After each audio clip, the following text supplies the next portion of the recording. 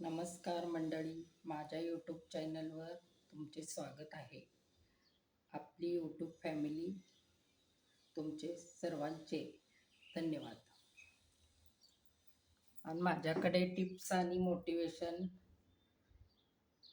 असे व्हिडिओ असतात.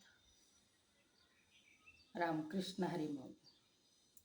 कसं आहे, आता 60 नंतरच्या सर्व बंधू आणि बहिणींनो, की 60 नंतर आपण काय करायला पाहिजे. काय झालंय, आता फिरायला गेलं तरी पण कुठल्या कार्यक्रमाला जावा, कुठल्या बारशाला जावा, लग्न समारंभात किंवा कुठलाही देवस्थानचा कार्यक्रम असू दे, कुठंही गेलं तर फक्त तुम्हाला दिसतात ज्येष्ठ नागरिक, 60 नंतरची वृद्ध लोक. का तर त्यांच्याकडे खूप वेळ आहे. आता वेळ नाही तर तरुण पिढीकडे फक्त ते आपल्या बिझी असतात. त्यांचं रोजचं त्यांचे फिरण्याच्या टायमिंग आणि घरातलं व्याप आणि जॉबची कटकट, घरातलं मुलं बाळांचं, आणि त्यांना कसं बाहेरचे अनेक कामं असतात. त्यामुळे ते लोक आपल्याला कुठलाच वेळ देऊ शकत नाहीत. म्हणून आता सध्या जे आहेत, आता सध्या जी फ्री आहेत ते फक्त ज्येष्ठ नागरिक आणि 60 नंतरचे लोकच. 60च्या आतल्या लोकांना कुठलाच वेळ नाही, कुणासोबत बोलण्याचा वेळ नाही, ना कुणाला काय झालं तर प्रतिसाद देण्याचा वेळ नाही. म्हणून सांगते की कुठंही जावा. परवा एका कार्यक्रमाला गेले होते मी, लग्न समारंभाला. तर जास्त करून तिथं म्हणजे आता हे येतात लोक तरुण पिढी, पण ते एकदम बिझी असतात. पटकन येतात, काय त्यांचं अक्षदा हे झालं, समारंभ झाला की ते लगेच पळतात. आणि जे वेळ देतात, सगळ्यांच्या गाठीभेटी करतात, ते आपले ज्येष्ठ नागरिक. आणि ते काय करतात की सगळ्यांची गाठभेट घेतात. त्यांना पण मन समाधान होण्यासाठी त्यांना घरात वेळ जात नसतो.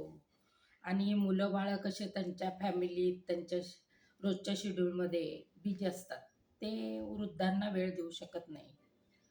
आणि ज्येष्ठ नागरिकांना कसं घरात बसून किती टी व्ही बघणार, टी व्ही तर किती बघणार, काय करणार, घरातनं आत बाहेर किती करणार, त्यांना वेळ जात नसतो. त्यामुळे ते काय करतात की कुठं कार्यक्रम असला, आता बघा सध्याच्या जनरेशनमध्ये खूप सगळीकडे आपले हे ज्येष्ठ नागरिकच दिसतात तुम्हाला.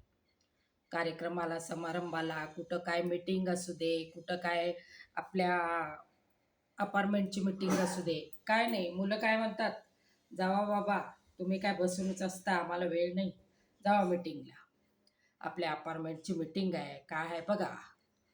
मग हे कसं आहे, वृद्ध मंडळींना काय कामं नसतात म्हणून त्यांना कुठंही पाठवतात मुलं. मग त्यामुळं वारी असू दे, देवदर्शन असू दे, हे उत्साही असतात. आणि इतके उत्साही असतात की ज्येष्ठ नागरिक, की त्यांना वेळच पाहिजे असतो.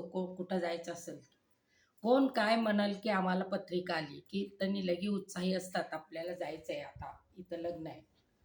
म्हणून ही ज्येष्ठ नागरिकांसाठी, आणि खरंच आहे, ते उत्साही राहिले तरच तुम्हाला माझा संदेश आहे की ज्येष्ठ नागरिकांनी कधीही खचून जायचं नाही, घरात बसायचं नाही.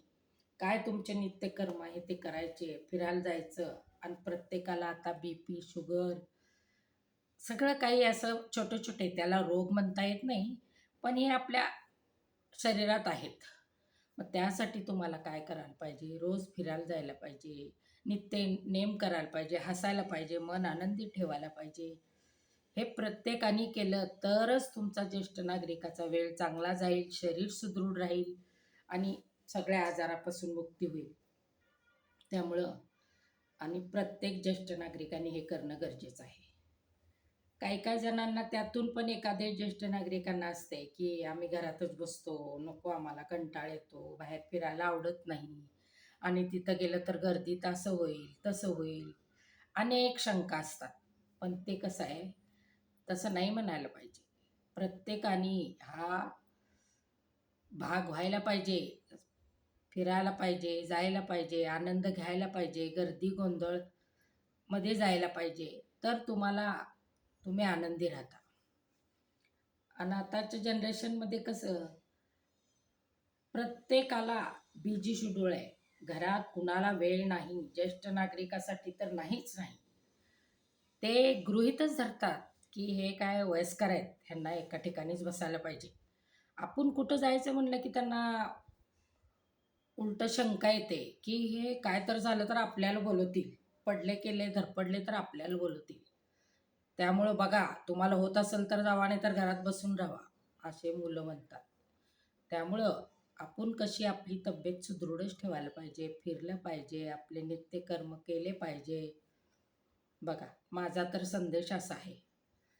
त्यामुळं ज्येष्ठ नागरिकांनी आपली काळजी घ्यावी. आणि हे माझा व्हिडिओ जर आवडला असेल तर लाईक करा, शेअर करा, सबस्क्राईब करा. माझ्या यूट्यूब फॅमिलीला धन्यवाद.